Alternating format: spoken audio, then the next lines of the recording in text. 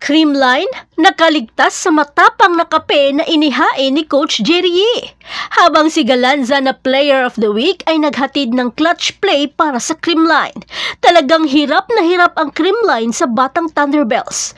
Tila may bago na naman tayong aabangang uusbong na kupunan.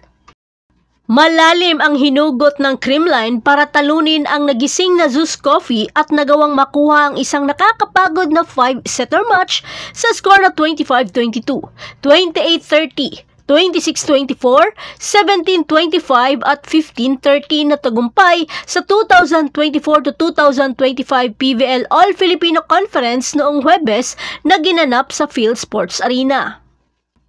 Si Gemma Galanza ang naging bayani sa ikilimang set at naghatid ng mga mahahalagang laro sa ilalim ng napakahigpit na bakbakan. Pero nung first set, tila naging kumpiyansa ang veteranong kupunan dahil sa laki ng agwat ng score sa 22-10. 12 points na kalamangan pero unti-unti itong nahabol ng Zeus Coffee. Ipinasok pa ni Coach Shea ang kanyang mga bangko at lumobo ang kanilang mga unforced error, kaya umabot sa 25-22. Sa second set, nag-umpisa ng mag-init ang kaping kupunan sa bandang dulo ng bakbakan nang magawa nilang itabla sa 24-all.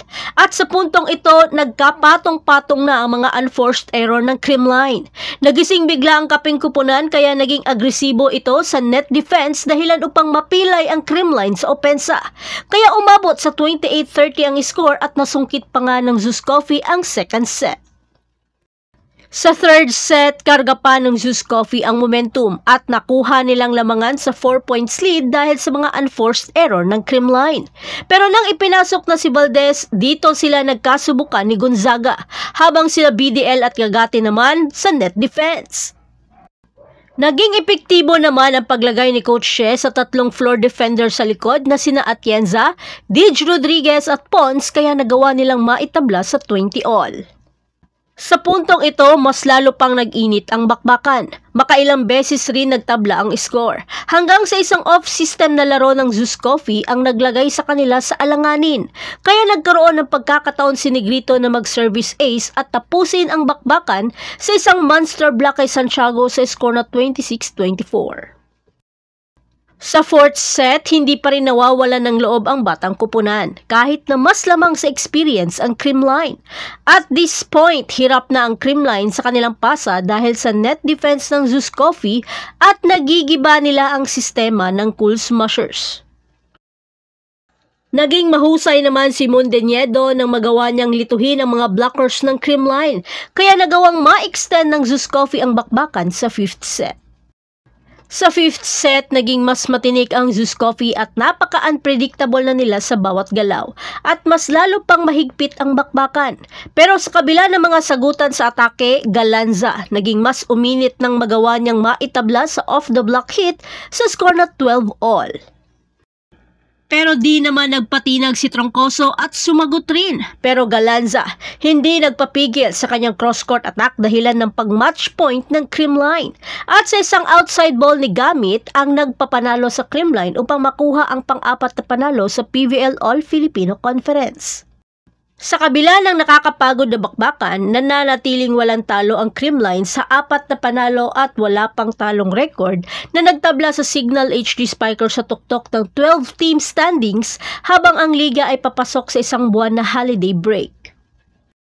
Samantala, ipinakita ng Thunderbells ang kanilang fighting spirit. Muntik na nilang makuha pero kinapos pa rin. Pero in fairness naman sa Zeus Coffee, mukhang sila pa lamang ang kupunan na nagpahirap ng malala sa Creamline for this season. Partida, batang kupunan pa yan, kaya di basta-basta ang kaping kupunan na ito.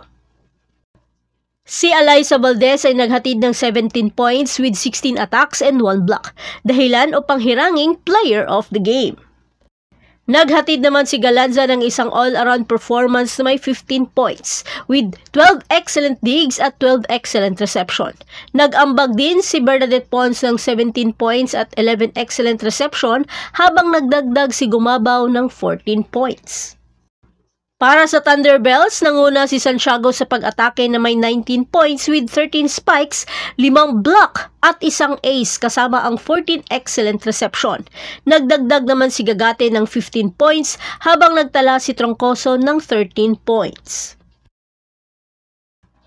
Umiscore din si Gamit at Jovelyn Gonzaga ng tig 11 points. Bumagsak ang Zeus Coffee na may 2 panalo at 3 talong record. At yan ang lahat para sa ating update ngayon. Manatiling nakatutok para sa iba pang mga balita mula sa mundo ng Philippine Volleyball. Huwag kalimutan mag-like, mag-subscribe at i-spike ang notification bell para hindi ma-miss ang mga susunod na video. Hanggang sa muli, patuloy na mag-spike at mag-dig sa ating channel. Lai, good morning! Okay, ito po. Wow! Mix and match. Ay! Hi guys! It's about time para ipapakalala ko na sa inyo ang aking bagong kinain na van. Charot lang.